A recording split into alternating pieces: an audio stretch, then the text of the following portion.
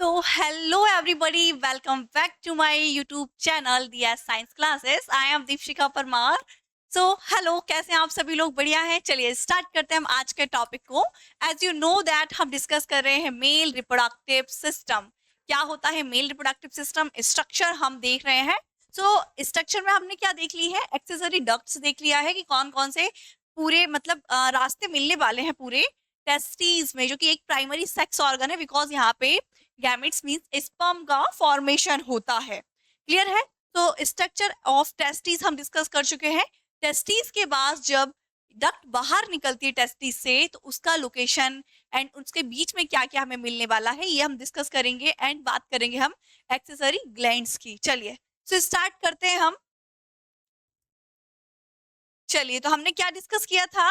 जो primary sex organ है जिसका नाम है टेस्टिस, इसका हमने मॉर्फोलॉजी डिस्कस किया था. क्या डिस्कस किया था? मॉर्फोलॉजी. मॉर्फोलॉजी मतलब इसकी आकारिकी, मतलब ये जो टेस्टिस होती है इसकी लोकेशन कहाँ होती है, कौन कौन से डक्ट इसमें प्रेजेंट होते हैं, किसका क्या नाम है. चलिए, अब टेस्टिस से ये डक्ट बाहर निकल गई है और स्पर्म को बाहर लेके जाना है. टेस्टिस में तो स्पर्म बन चुका है यहाँ पे सेमिनिफेरस ट्यूब्यूल में स्पर्मेटोगोनिया के थ्रू. ठीक है, अब यहाँ पे स्पर्मेटोगोनिया ने स्पर्म को बना दिया है. स्पर्म अब बाहर निकलेंगे पेनिस से, तो अब यहाँ पे और क्या क्या आने वाला है. सो टेस्टिस जो कि प्राइमरी सेक्स ऑर्गन है, इसमें मिलने वाली सभी डक्ट एवं नलिकाएं हमने डिस्कस कर ली है. अब हम आगे के रास्ते की बात करते हैं कि कहाँ पे क्या प्रेजेंट होता है. चलिए, so function of each ducts को हम डिस्कस करने वाले हैं. जो हमने अभी तक डिस्कस किया है टेस्टिस के सभी डक्ट्स को, उनके फंक्शन क्या है, तो ये हम डिस्कस कर चुके हैं पिछली क्लास में कि each lobules contain 1 to 3 highly coiled seminiferous tubule in which sperm are produced. मतलब हर एक जो टेस्टिस होती है, टेस्टिस की अगर बात करें तो इसकी लोकेशन कहाँ होती है? आउटसाइड, बॉडी के आउटसाइड में प्रेजेंट होती है, बिकॉज इसको टेम्परेचर मेंटेन करना होता है स्पर्म के फॉर्मेशन के लिए. स्पर्म के फॉर्मेशन को जो टेम्परेचर रिक्वायर्ड होता है वो बॉडी से 2 डिग्री सेल्सियस कम चाहिए होता है, इसलिए ये बॉडी से बाहर साइड होती है ताकि वो स्पर्म को सुइटेबल टेम्परेचर प्रोवाइड कर सके. क्लियर? सो इसका लोकेशन तो समझ में आ गया कि एब्डोमिनल या फिर पूरे हमारी जो बॉडी की कैविटी है उससे बाहर साइड में प्रेजेंट होगी, आउटसाइड में प्रेजेंट होगी. अब इसमें कौन कौन सी डक्ट्स प्रेजेंट है टेस्टिस के अंदर, बिकॉज ये प्राइमरी सेक्स ऑर्गन है, यहाँ पे स्पर्म का फॉर्मेशन होगा, तो इसकी सभी डक्ट्स को हमने क्लियर कर लिया है. ठीक है, अब इन डक्ट का फंक्शन क्या है, मतलब अभी हमने रास्ता देख लिया है कि इसको हम इस नाम से जानते हैं, फिर इस नाम से. तो सबसे पहले हमें क्या एक पाउच लाइक स्ट्रक्चर मिलता है जिसे हम बोलते हैं स्क्रोटम. स्क्रोटम के अंदर क्या होते हैं? एल्बोजिनिया का कंस्टेंट टिश्यू होता है. फिर इसके बाद कुछ कंपार्टमेंट्स होते हैं, खंड होते हैं, कक्षाएं होती हैं, जो नंबर्स में अगर बात करें तो कितनी होती है? 250 ईच टेस्टिस. हर एक टेस्टिस के अंदर कितने कंपार्टमेंट्स होते हैं? 250. अब ऐसे टेस्टिस कितनी होती है? तो नंबर में 2, और पेयर की बात करें तो एक पेयर टेस्टिस प्रेजेंट होता है. क्लियर है?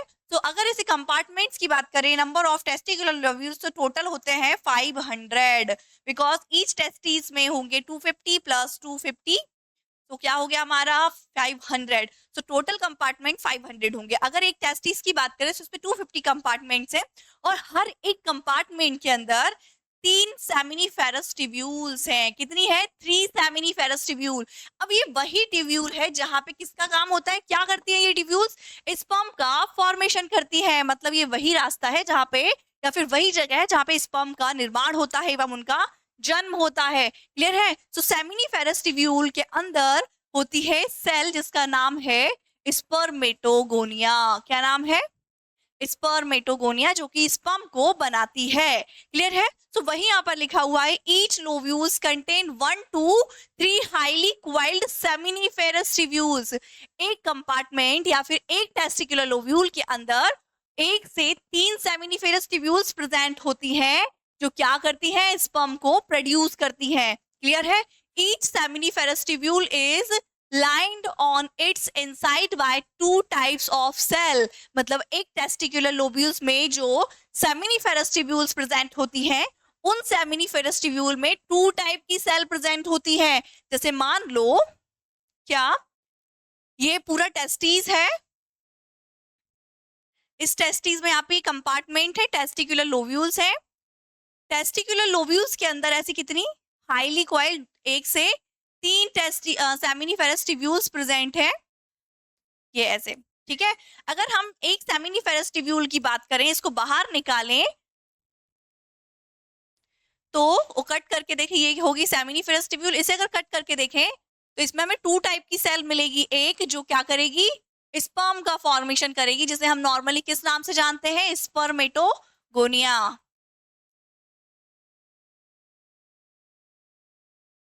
याद रखना है, स्पर्मेटोगोनिया से ही स्पर्म का फॉर्मेशन होता है, जो कि सेमिनिफेरस ट्यूब्यूल में होती है। यहाँ से क्वेश्चन आते हैं।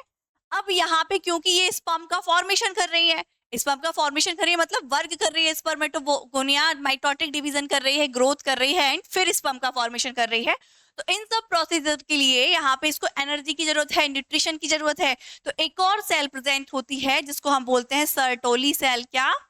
Sertoli cell. ये क्या करती है, ये स्पर्मेटोगोनिया को न्यूट्रिशन प्रोवाइड करती है ताकि ये ग्रो करके माइटोटिक डिवीजन करके 2 से 4, 4 से 8 ऐसे करके 4 स्पर्मेटिड या स्पर्म का फॉर्मेशन कर सके। क्लियर है? सो वही यहाँ पे लिखा हुआ है हमने कि the each seminiferous tubule is lined on its inside by 2 types of cell called male germ cell, जिसको हम बोलते हैं स्पर्मेटोगोनिया। याद रखना है, मेल जर्म सेल क्या है, स्पर्मेटोगोनिया, जो स्पर्म का फॉर्मेशन करेगी। दूसरी है सर्टोली सेल। ठीक है। The male germ cell undergo mitotic division, जो मेल जर्म सेल होती है माइटोटिक डिवीजन के थ्रू अंडर ग्रो करेगी एंड किसका, स्पर्म का फॉर्मेशन करेगी। ठीक है। will and Sertoli cell provide nutrition to the germ cell, मतलब सर्टोली सेल जो है ये इस जर्म सेल मतलब स्पर्मेटोगोनिया को क्या न्यूट्रिशन प्रोवाइड करेगी। The region outside the seminiferous tubule called interstitial space, मतलब जो सेमिनिफेरस ट्यूब्यूल होती है उसके आउटसाइड में जो जगह रहती है उसे हम बोलते हैं इंटरस्टिशियल स्पेस। जैसे मान लो ये टेस्टिस के कंपार्टमेंट्स हैं, इन कंपार्टमेंट्स में यहाँ पे क्या है, सेमिनिफेरस ट्यूब्यूल प्रेजेंट है। अब ये जो सेमिनिफेरस ट्यूब्यूल है उसके बीच में ये जो रास्ता दिख रहा है ना खाली, इसी को हम बोल रहे हैं इंटरस्टिशियल स्पेस।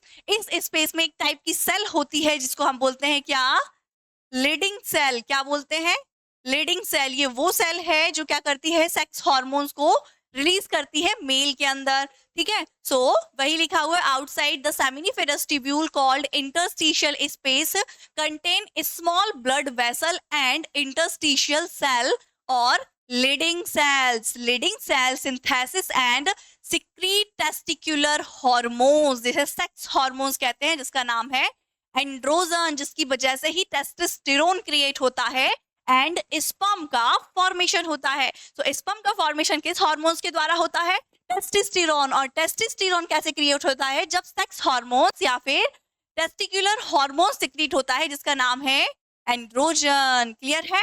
तो ये कहानी आपको याद रखनी है। चलिए हम आगे बढ़ते हैं, अब इसको इरेज कर देते हैं, ये आपने पिछली क्लास में डिस्कस किया था। अब हम बात करेंगे एक्सेसरी डक्ट्स, सहायक नलिकाएं। फंक्शन ऑफ ईच डक्ट तो समझ लिया हमने, अब और कौन सी एक्सेसरी डक्ट्स हमें रास्ते में मिलने वाली हैं तो इसको हम देखेंगे।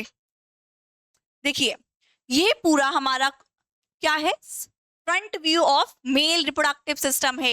एक मेल रिप्रोडक्टिव सिस्टम का कौन सा व्यू है, ये फ्रंट व्यू है। अगर फ्रंट व्यू में हम देखें तो ये रहे हमारे टेस्टिस, जो कि क्या होते हैं, जोड़ी में होते हैं, पेयर में होते हैं। ठीक है। ईच टेस्टिस के अंदर ऐसे कंपार्टमेंट्स प्रेजेंट होते हैं जिन्हें हम बोलते हैं टेस्टिकुलर लोब्यूल्स। इन टेस्टिकुलर लोब्यूल्स के अंदर 1 से 3 सेमिनिफेरस ट्यूब्यूल्स पाई जाती हैं, कॉइल्ड, जो क्या करती हैं, स्पर्म का फॉर्मेशन करती हैं। स्पर्म फॉर्मेशन होने के बाद ये कलेक्ट हो जाती हैं और एक यहाँ पे नेटवर्क तैयार करती है। इस नेटवर्क को हम बोलते हैं रेटिटेस्टेज। रेटिटेस्टेज बाहर निकलेगा वासा इफ्रेंशिया के थ्रू एंड क्वाइल्ड होकर टेस्टिस से बाहर निकालेगा, जिसे बोलेंगे एपिडिडाइमस। एपिडिडाइमस वो रास्ता है जहां पे स्पर्म आके मैच्योर होता है, कंप्लीट मैच्योर हो जाता है स्पर्म। ठीक है। स्पर्मेटिड से स्पर्म में कन्वर्ट हो जाता है एपिडिडाइमस में। देन एक लूप बनाएगी इस पर एपिडिडाइमस के बाद लंबी सी डक्ट, जो कि यूरिथ्रा से लूप बना के पीछे से आगे साइड को निकलेगी, जिसका नाम होता है वास डिफरेंस। क्या होता है, वास डिफरेंस। क्लियर है? अब ये वास डिफरेंस यहाँ से लूप बनाएगी और आगे की तरफ निकलेगी, तो यहाँ पे एक मोटा सा कंबाइंड करके एक नया सा बोल सकते हैं एक पाथ में जाके खुल जाएगी, एक डक्ट यहाँ से आ रही है, एक डक्ट यहाँ से आ रही, दोनों आके कलेक्ट हो गई। जैसे एक पाइप मैंने यहाँ से डाला, एक पाइप यहाँ से डाला, फिर आगे चल के ये दोनों ब्रांचेस को जोड़ दिया और मेन ब्रांच बना ली, है ना। सो वही बोल रहे हैं, एक बास डिफरेंस यहाँ से आएगा, दूसरा बास डिफरेंस यहाँ से आएगा, और दोनों कलेक्ट होकर के एक नई डक्ट बना देंगे। क्या बना देंगे? नई डक्ट यहाँ से, ठीक है, जो कि डायरेक्ट किसमें, यूरिथ्रा से पेनिस में इंटर करेगी और पेनिस से स्पर्म को बाहर निकाल देगी। अब ये जितना सिंपल दिख रहा है उतना सिंपल है नहीं है, तो फिर क्या है? सिंपल दिख रहा है तो सिंपल क्यों नहीं है भाई? यही तो पढ़ाई है, जो चीज नहीं दिखती है हमें वही पढ़ना होता है ना।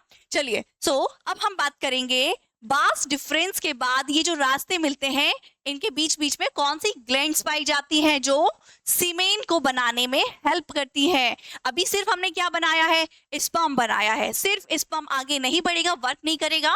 स्पर्म को आगे बढ़ने के लिए, काम करने के लिए उसे और भी ज्यादा सिक्रीशन की जरूरत है, फ्लो के लिए, ग्रोथ के लिए, या फिर मूवमेंट के लिए उसको एक लिक्विड चाहिए। अब जैसे मान लो मैं स्विमिंग पूल में जाऊंगी तो मुझे क्या सिर्फ स्लाइड चाहिए? नो, स्लाइड में वाटर चाहिए, पूल चाहिए, तब जाके तो मैं वाटर का मजा ले पाऊंगी ना, नदियों का, पहाड़ों का। चलिए ठीक है, वो हटाइए। अब क्या बात कर रहे हैं हम? यहाँ से हमें बहुत सारी ऐसी ग्लैंड मिलेंगी जो सीमेन को बनाने का काम करेंगी। तो वो ग्लैंड कौन कौन सी है और डक्ट कौन कौन सी है, हम ये बात कर लेते हैं बास डिफरेंस के बाद। अब डक्ट के जो नाम चेंज होंगे उनके नाम हम किस नाम से उन्हें जानेंगे, ठीक है। चलिए हिंदी वाले देख लेते हैं पहले। नर जनन तंत्र में सहायक नलिकाओं के अंतर्गत क्या आता है? वृषण जालिका मतलब रेटिटेस्टिस, जिसको हम डिस्कस कर चुके हैं। शुक्रवाहिका मतलब क्या नाम था शुक्रवाहिका का? हाँ, रेटिटेस्टिस, बास डिफरेंस एंड एपिडिडाइमस एंड बास डिफरेंस। क्लियर है? अधिवृषण एवं शुक्रवाहक शामिल है। ये 4 इंपॉर्टेंट डक्ट्स हैं, बाकी बहुत सारी एक्सेसरी डक्ट्स हैं। तो सहायक नलिकाओं में मेन कौन कौन सी आपको याद रखना है?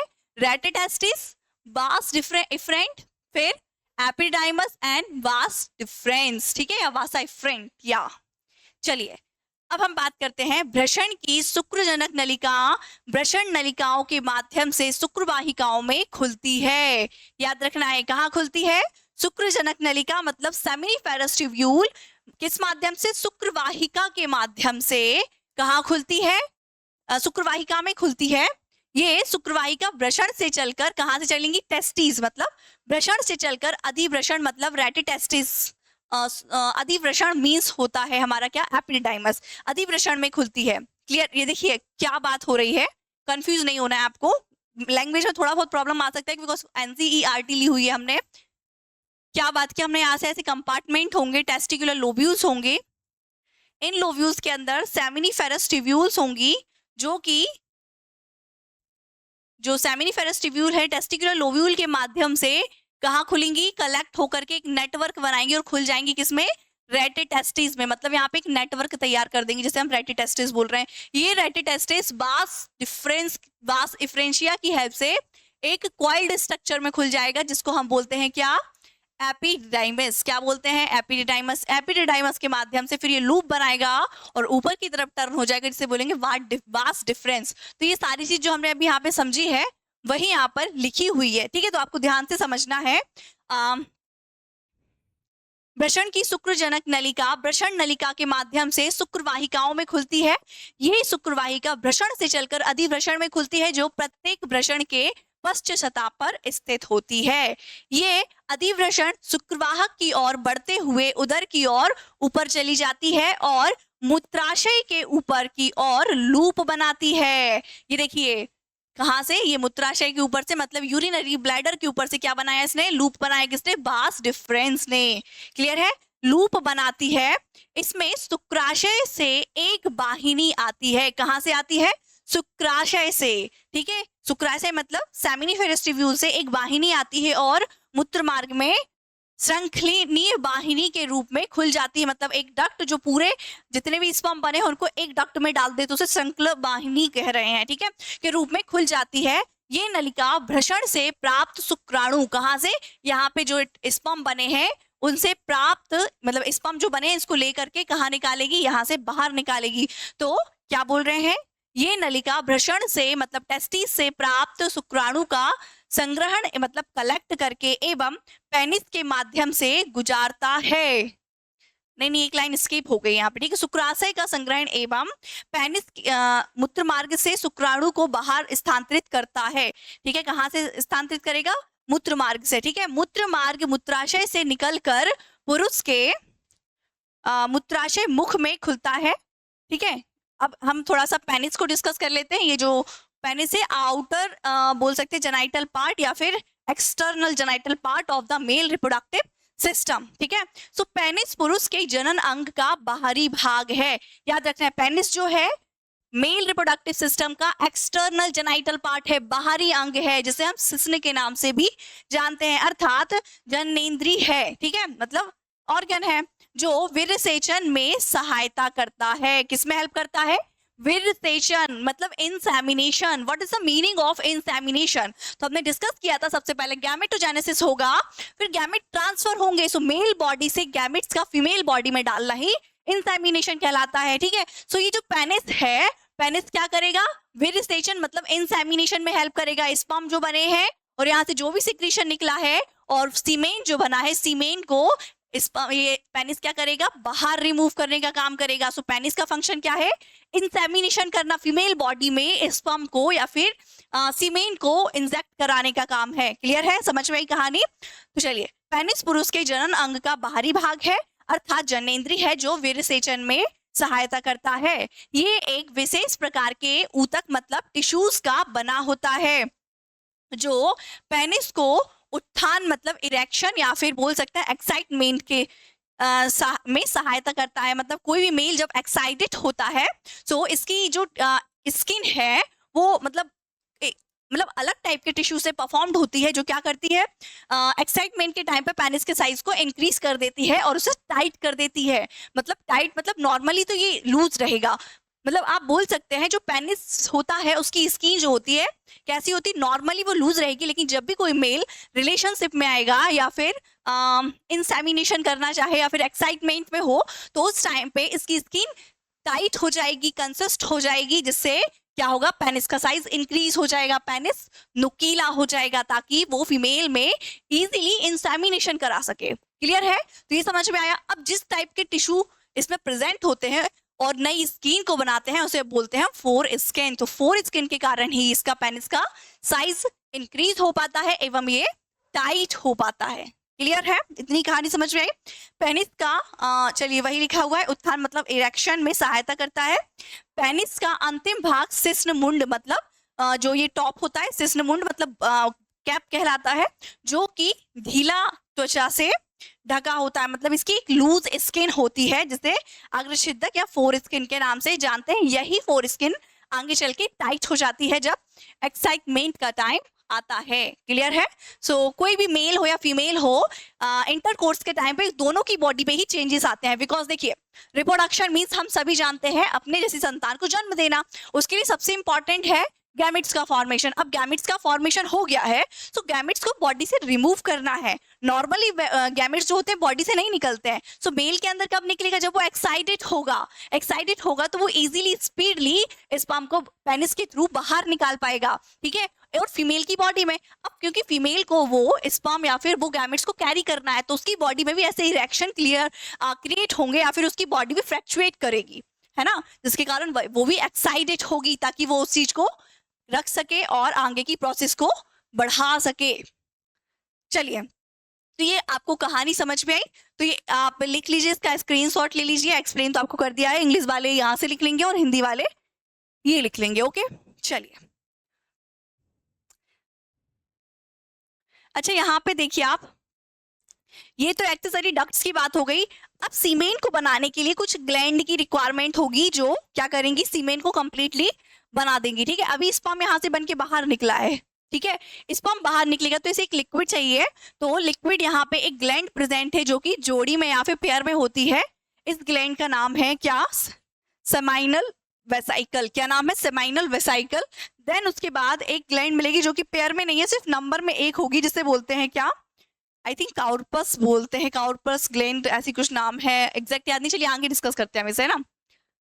हाँ, तो ये ग्रंथियां वही जो हम डिस्कस करने वाले हैं वो दिया हुआ है, ये रही। हाँ, ये है प्रोस्टेट ग्लैंड। चलिए देखिए, ये जो दिख रहा है आपको, बास इफरेंट लूप बना करके यहाँ से निकला और कलेक्ट होकर के एक डक्ट में कंबाइंड हो गया यूरिथ्रा में, और यहाँ से पेनिस के थ्रू क्या हुआ, बॉडी से स्पर्म को बाहर निकाल दिया, और यहीं से क्या, यूरिनरी ब्लैडर का मुख खुला हुआ है, टॉप खुला हुआ है। तो इसका मतलब मेल के अंदर जो यूरिन है उसका पाथ सेम होगा और स्पर्म का पाथ भी सेम होगा। ऐसा इमेजिन कीजिए, नॉर्मली ये यूरिनरी ब्लैडर है और यहाँ से यूरिन कलेक्ट करके ये पेनिस के थ्रू क्या करता है,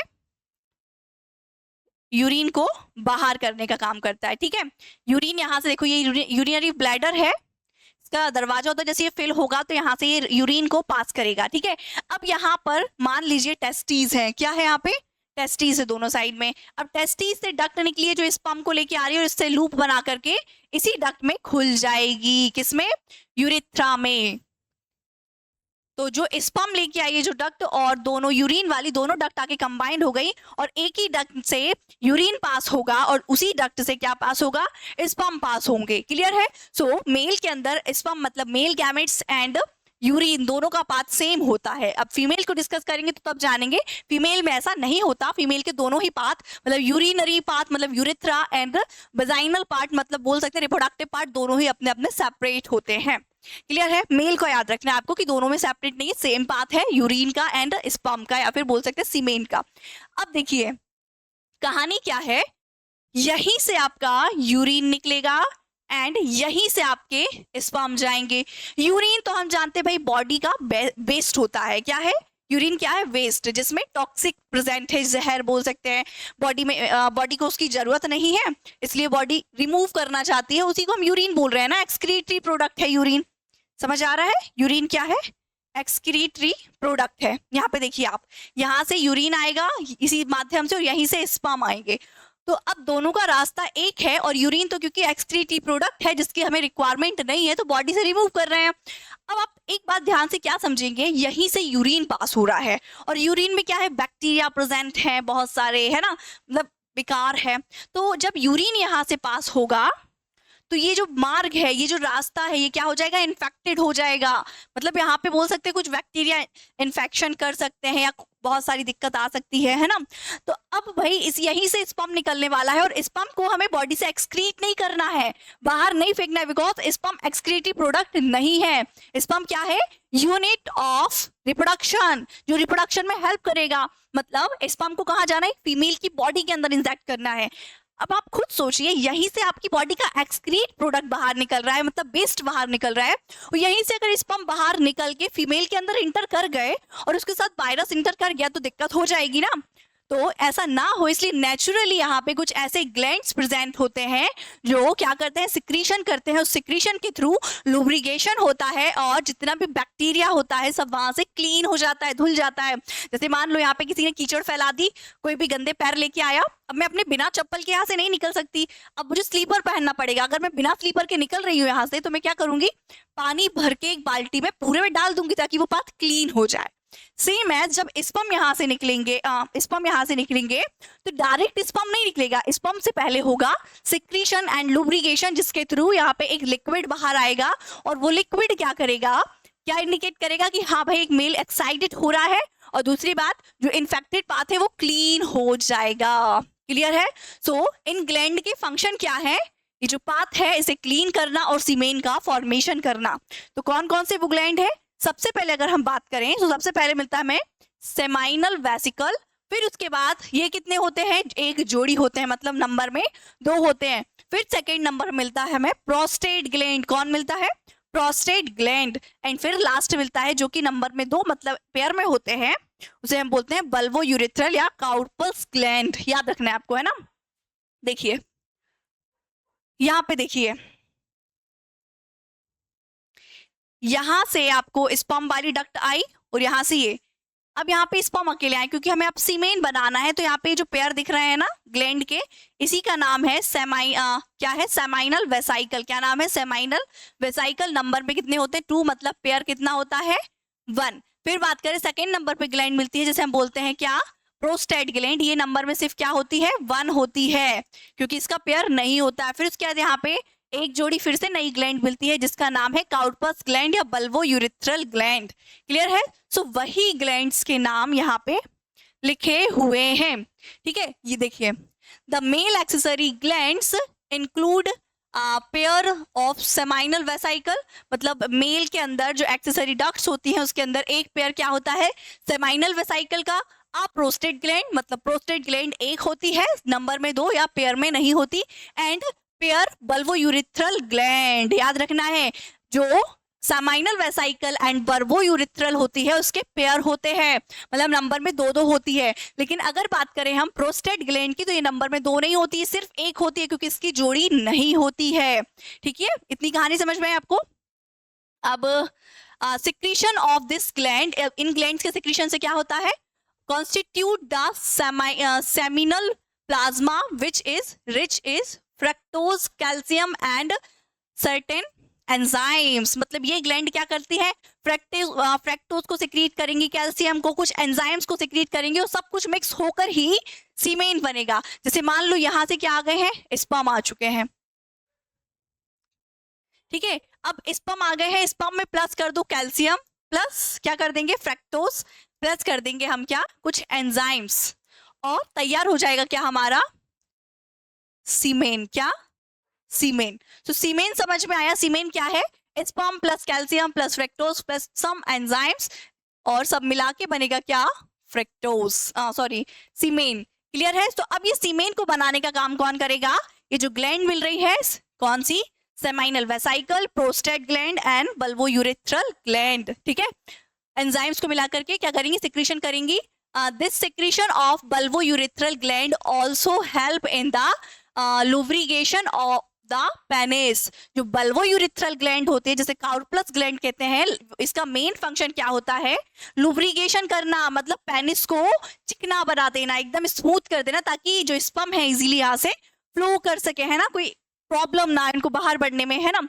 वही चीज यहाँ पे लिखा है, पुरुष लिंग की सहायक ग्रंथियों के अंतर्गत एक जोड़ा शुक्राशय, एक पुरुषास्थ ग्रंथि जिसे प्रोस्टेट ग्लैंड बोलते, तथा एक जोड़ा बल्वोयूरेथ्रल ग्रंथियां होती हैं। इस ग्रंथियों का स्त्रावण सुक्रियस, मतलब सेमिनल प्लाज्मा का निर्माण करता है। मतलब इन ग्रंथियों का मुख्य कार्य क्या होता है, सेमाइनल प्लाज्मा का निर्माण करना, मतलब सीमेन का फॉर्मेशन करना होता है, जो क्या करता है, फ्रक्टोज को सिक्रीट करता है, जैसे फल सक्रा के नाम से जानते हैं, कैल्शियम को सिक्रीट करता है, कुछ प्रकीड़ा मतलब एंजाइम्स को सिक्रीट करता है, और क्या, सीमेन बनाता है। तो आपको याद रखना है सीमेन के अंदर क्या प्रेजेंट है, शुगर। क्या प्रेजेंट है, शुगर। सो इसलिए आपको याद रखना सीमेन का जो बोल सकते हैं नेचर है वो शुगर है, क्योंकि यहाँ पे फ्रक्टोज प्रेजेंट है, फल सक्रा प्रेजेंट है, फ्रूट शुगर नॉर्मली। तो इसलिए कहीं भी अगर सीमेन ऐसा, हम टेस्ट के लिए किसी भी लैब में अगर सीमेन को रखते हैं तो उसे हमें थोड़ा सा ध्यान में रखना पड़ता है। अगर हम खुला रख देंगे तो इसमें क्या चींटियां लग सकती हैं, बिकॉज यहाँ पे क्या प्रेजेंट है, फ्रक्टोज प्रेजेंट है। क्लियर है? इतनी कहानी समझ में आई आपको?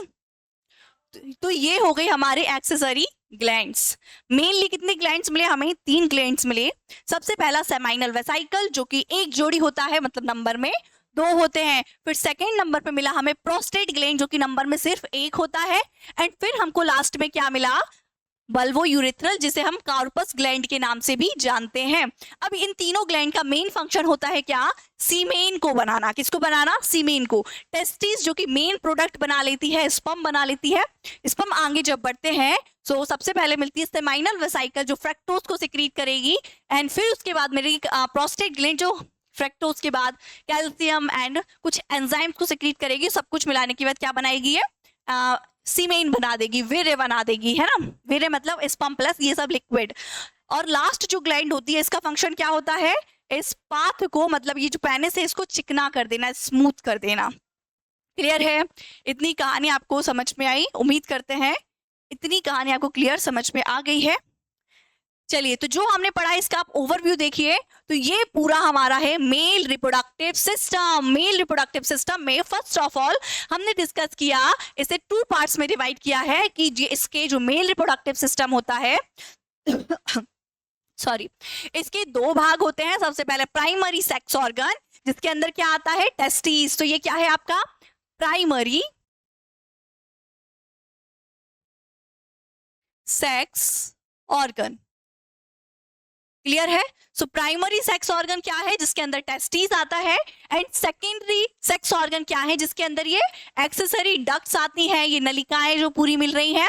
और जो ग्लैंड अभी हमने डिस्कस किए वो भी कहाँ आते हैं? एक्सेसरी डक्ट्स के अंदर, एक्सेसरी ग्लैंड्स के अंदर। क्लियर है? सो सबसे पहले अगर हम बात करें प्राइमरी सेक्स ऑर्गन की, अगर डिटेल में हम डिस्कस करें कि जो टेस्टिस होती है जो कि जोड़ी में होती है, मतलब 2 संख्याएं होती हैं, पेयर में होती है, उसका अगर स्ट्रक्चर देखें तो ये क्या होगा? यहाँ पे एक कवरिंग होगी, पाउच लाइक स्ट्रक्चर, जिसमें ये पूरी टेस्टिस कवर होगी, जिसे हम किस नाम से जानते हैं? स्क्रोटम। याद रखना, यहाँ से क्वेश्चन आएगा। फिर ये स्क्रोटम डेंस बना के कंबाइन कर देगी किसको? इन कंपार्टमेंट्स में। इन कंपार्टमेंट्स को बोलते हैं टेस्टिक्युलर लोब्यूल्स। क्या बोलते हैं? Testicular lobules. अच्छा, नाम तो आप लोगों ने लिखे हैं, इसको हम नहीं लिखते, बस एक्सप्लेन कर दिया जाए, है ना? तो सबसे पहले हमने क्या डिस्कस किया? यहाँ पे ये पाउच लाइक स्ट्रक्चर होगा जिसे हम बोलेंगे स्क्रोटम। स्क्रोटम के अंदर टेस्टिस के पेयर होंगे। अब ये जो है यहाँ पे कंपार्टमेंट, इसे बोलेंगे टेस्टिक्युलर लोब्यूल्स। इन कंपार्टमेंट्स के बीच में ये देखिए सेंटर में टिश्यूज प्रेजेंट होंगे जिन्हें हम बोलेंगे ट्यूनिका एल्वोजीनिया। ये क्या है? ट्यूनिका एल्वोजीनिया। और ट्यूलिका एल्वोजीनिया कंबाइंड है टेस्टिक्युलर लोब्यूल्स के अंदर।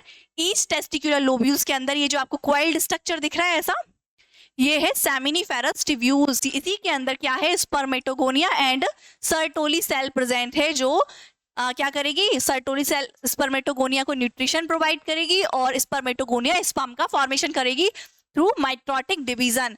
अब सभी सेमिनिफेरस ट्यूब्यूल कॉइल्ड होकर के यहाँ पे एक नेटवर्क तैयार करेंगी। ठीक है? सो ये जो नेटवर्क दिख रहा है आपको, इसे हम बोलेंगे रेटिटेस्टिस। रेटिटेस्टिस बाहर निकलेगी पतली पतली डक्ट के थ्रू, इन्हें बोलेंगे वासा इफ्रेंसिया। क्या बोलेंगे? वासा इफ्रेंसिया, जो कि टेस्टिस से इसको डक्ट को बाहर निकालेगी, स्पर्म को बाहर लेके जाने का काम करेगी और इंटर कराएगी क्वाइल्ड लाइक स्ट्रक्चर में, जो कि सोलन सा होगा, जिसे हम बोलेंगे एपिडिडाइमस। तो ये जो दिख रहा है ये क्या है हमारा? एपिडिडाइमस, जहां पे स्पर्म आके मैच्योर हो जाएगा।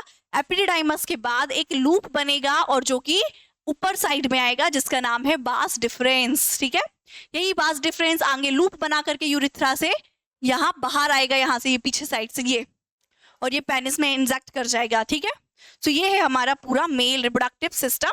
आई होप आपको मेल रिप्रोडक्टिव सिस्टम समझ में आ गया है। अब हम डिस्कस करेंगे इसके बाद फीमेल रिप्रोडक्टिव सिस्टम एंड फिर बात करेंगे स्पर्मेटोजेनेसिस एंड oogenesis कैसे होता है। सो आई होप आपको आज का लेक्चर समझ में आया है। So thank you so much watching my video. धन्यवाद।